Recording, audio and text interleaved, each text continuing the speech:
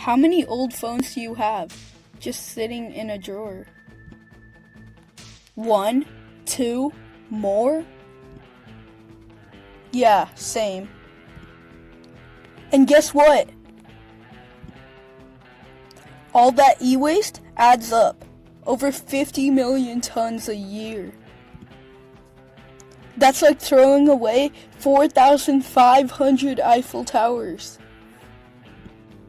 Every single year. And it's not just clutter. Old electronics leak toxic stuff into soil and water, things like lead and mercury. Not exactly eco-friendly. But here's the move. Donate, recycle, or trade them in. Lots of places take old tech and give it a second life.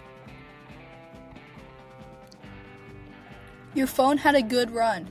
Don't let it become poison. Follow PlanetWise to raise more awareness for these type of issues. We talk trash, but like the important kind. Make sure to follow our blog at planetwisehub.blogspot.com. Thank you.